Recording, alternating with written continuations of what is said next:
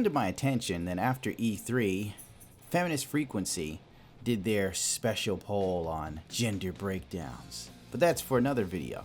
What's tweaking my nuts right now is gaming journalism, as always. The butt of the joke. One of the saddest things ever, and sometimes I wonder, what would the world be if only gaming journalism was called and people actually were in touch with gamers, or at least the gaming community as a whole, rather than niche groups that do nothing but complain about social justice? Maybe we wouldn't look so harshly upon them. If you hear anything weird in the background, it's because I'm using the Yeti microphone and my dog is eating an ice cube because she likes to chew them. Kotaku yet again shits out another crap article. Per as usual, all of these gaming journalist websites are just pure trash. At E3, Soulcalibur's objectification of women felt like a relic of the past. I wish she put away those pesky delicious breasts. By Cecilia D'Anastasio. I probably have that wrong. I don't do Italian well. Now, you might say, Gundam, what do you know? How dare you? You're just some asshole who plays with chemicals on occasion and then talks about gaming. I'm going to say that Cecilia has put out some really shit articles. One of the ones that she did a while ago, maybe a year or two ago, that I thought was complete garbage and horrible, and it made me think like, wow, how far has gaming journalism fallen? Little did I know it could fall farther. She's the one who did the fantastic hard-hitting article called I Paid Women to Play Overwatch with Me and It Was Fantastic. Good work, Cecilia. You should be working for the New York Times because you've got what it takes. This is hard-hitting journalism. This is the sort of stuff that usually keeps me up at night. I can't sleep until I know that there are women who'll play Overwatch with me. There's a litany of chicks on this Fiverr website where you can pay some girls to play some games with you.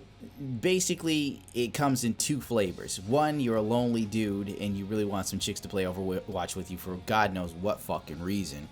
Or two, you want to pay some professional players to smurf for you and you want them to be women. Girl power. One of the ones featured prominently in that article by Cecilia was Baby Paro. She's a little cutie. It's obvious. She's also Australian, from the land down under. Looks like she hasn't met a sandwich because she is skinny as shit. Nothing personal, but I like my women to have a little bit more meat on their bones. Or at least not look like they survived a Nazi concentration camp. But that's neither here nor there. Not saying she's not cute, I'm just saying a little thin. The real problem here is the fact that if you look deeper, Baby Pollo is a good player. Seems to be a healer. Really? Fucking Air Force.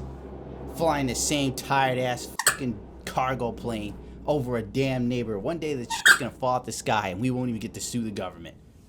We know it destroyed your house, but you can't sue us. Baby Pollo seems to be a good player that's around Masters and Grandmasters level. A healer main from what it looks like. She's decent at what she does. But she makes no bones about it. If you go to her Fiverr website, you could pay her $20 for 2 hours to play with you and she will smurf on an account, which will basically boost you. And last I recall, smurfing's bad and it's not something you're supposed to be doing and can get you banned. But you know, this Kotaku chick doesn't give a shit. Girl power. Thanks. You know, having chicks promote smurfing, that's fine. Also, Baby Pollo doesn't mind wearing these skimpy cosplay outfits. Once again, that's totally fine. Apparently. Doesn't bother Cecilia on Kotaku. But when a character in a long-running series wears a skimpy outfit in a video game, because who gives a goddamn, this seems to just be a horrible thing. Sitting here and reading the whole article basically gives you the gist of, for some reason, ever since Cecilia was 12, she's been upset with Soulcalibur's depiction of women. And apparently it has been an axe she's wanted to grind for years. She finally got the shot to meet one of the developers of the game and gave them the business. Basically grinding her agenda about character representations of females in the game. And boob physics and whatnot. And honest to God, who cares about boob physics? And when you really look at it from a deeper perspective, I mean, frankly, most of the gaming industry, AAA gaming, is driven by male gamers. And the mobile gaming industry is driven by female gamers. If you don't believe me, you can Google it. I really don't care. But the fact of the matter is, Cecilia, to be a gaming journalist, seems to have an axe to grind and doesn't understand that trying to have a game genre or a franchise cater around to a niche group. Like literally, Cecilia wants Dead or Alive to change for the new modern era. She even points out how things have changed in the past 70 years since the last iteration. We now live in a world with a female protagonist for Assassin's Creed, Tomb Raider, The Division 2, Last of Us Part 2, Battlefield 5. Battlefield 5, girl? Really, Queen? Really? You're gonna name Battlefield 5 the fucking game that's rewriting World War II? That doesn't sound like agenda pushing to me. That's not social justice. You're just a normal woman fighting the good fight of nothing. The Last of Us 2, another piece of ridiculousness. I'm sorry. Ellie, for God's sakes, I watched the trailer. I saw Ellie get shot in the chest and the shoulder. Apparently bullets don't do shit to this bitch's rotator cuff. I seen her head thrown into a concrete ground, like bashed into it 2 or 3 times. No problem. Took an arrow to the knee. No problem. And she even fought a dude who was big enough to snap her neck like a twig and somehow killed him. She killed so many people while bleeding and didn't like pass out, didn't go unconscious. She doesn't even have a concussion from the beating she took. That's realistic. This is girl power. Mary suing it. In Tomb Raider, for God's sakes, the most recent trailer they put out, where you see Lara Croft herself hook a dude in the leg, lift him up in the air with one arm. With her tiny arm, Lara Croft looks like the average chick you'd see on fucking Tinder. Throws him on the ground and stabs him in the chest, Predator style.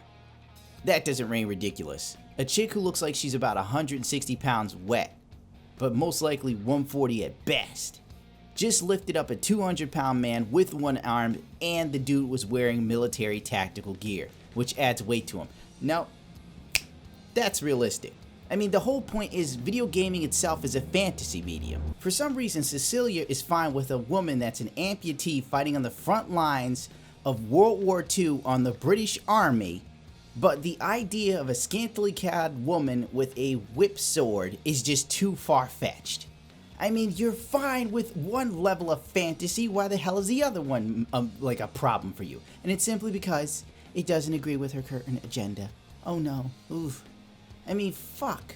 If Battlefield 5 was geared towards being some sort of alternate reality World War II steampunk shit, I would have said fine, whatever, makes sense to me. But it isn't. It's supposed to be based on real events, and they're tweaking it so that people like Cecilia, these horrible journalists, and feminist frequency can feel like they won some sort of war in a medium they don't care that much about. And I'm going to take it back and say Cecilia does seem like she's some sort of gamer, but I don't think she's a hardcore one. Because if she was, she would understand the subtle nuances of franchises and catering to your fucking public, for God's sakes. Soulcalibur getting rid of its jiggle physics, or Ivy Valentine or Valentine losing her outfit, would be the equivalent of, I don't know, Mario deciding he wasn't going to save Princess Peach anymore and he was going to open up a leather shop in Arizona. It's just shit that don't make sense. It would just piss off the fans that have been there forever. And if she's not really that geared up to play the game, and the fact that this costume is a turn-off for her, why should they change anything for you any fucking way? What is this garbage? I mean, I don't even feel like sitting and reading it to you, because I've already read it once, and I feel like that's just too damn much. She also takes the time to complain to some of the game developers about how the character's a little too sexy or over-objectified. And I feel kind of like, what do you care? You're not going to buy it. I'd also like to point out a subsidiary, or a sister part of Kotaku, Jezebel, put out this fantastic article called "Which Mario Kart 64 character sounds the horniest?" What the fuck is this? I don't know. Such an odd duality on this site. The article then states, in Bandai Namco's presentation on Soulcalibur 6, a spokesman emphasized the mechanics. Visually, we realize that the game has to be exciting for people playing, but also spectators have to be excited as well too. From round to round, if you continue to land these hits, characters' armors break, costumes change, you could be in your underwear by the end of the match, end quote. Isn't this deliberately sexy? Well, it is a Japanese game and they have a whole different culture, you know? And so I have a feeling that the game is going to cater around a culture that's relevant to them. I mean, what do you think the Middle East thinks of our television shows and music? She then replies with, "It's interesting you say you don't set out to be sexy," I continued, "because Soulcalibur has traditionally had really elaborate breast physics in the game. That doesn't exist for gameplay, of course. Oh, God forbid there's boob physics." Wow, what a waste. The poor children. I think as a result, the character, as a result, ends up being sexy, I replied. Okubu, I don't know how to say that guy's name. That's not something we can deny necessarily, but in the process of game design, we just really try to go after what we think would be cool. Actions, cool movements, strong, powerful movements. That is kind of a byproduct of the pursuit of trying to find what we think is pretty cool. Listen, they're trying to put out a damn game. They have to keep their hardcore fan base happy because Lord knows if they puss out like Dead or Alive, they lose my respect, that's for sure.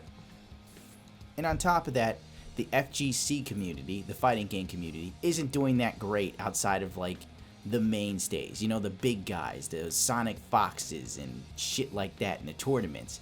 Outside of that, not too many people give a shit about fighting games. So these developers have to do everything in their power to get people interested in their game, or else it'll die and people will be out of work. So if someone wants to see some boob physics, then you know what? More power to them. She later on complains like this: what the designers of Soulcalibur find to be cool, quotation marks, often ends up looking like a fantasy skinned Playboy centerfold. No shit, really? It's a video game and it's a fantasy? Oh my god. I mean, she's against this. She has a problem with the outfits in a fantasy fighting game.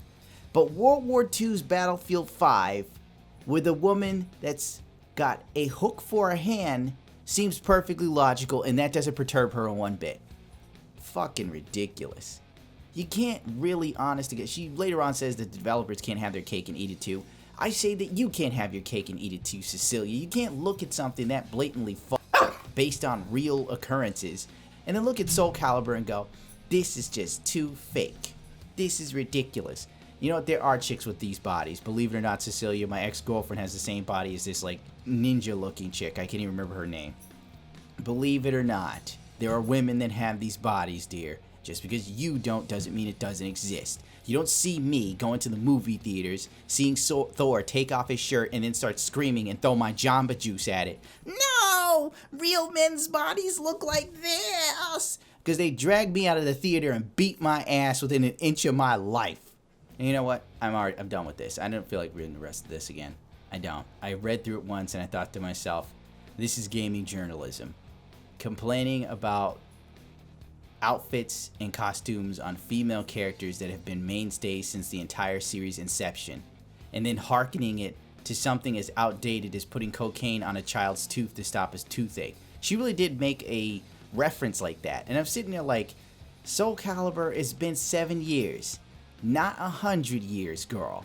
Why are you just being like this? What is this garbage? This is why nobody respects gaming journalism. This is why I can look at an article, talk about it, and get 20k views up to 200k views, and people are interested and enthralled. Meanwhile, the article itself is lucky if it gets 20 shares because you guys are becoming fucking irrelevant. You're fossils. You're outdated. You don't even know how to resonate with the gaming culture.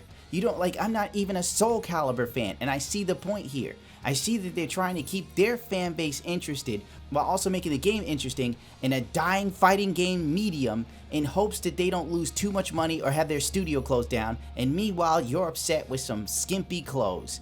Well, Lottie fucking friggin' dog, guess what? I don't like what Disney's doing to the Marvel movies of Star Wars. You know what choice I have? I have the choice not to buy it and move the fuck on. This video was brought to you by... Hello! Hello! Aki desu. My name is Aki! Aki! This is my farm. Oh yeah. Americans customers. Hello.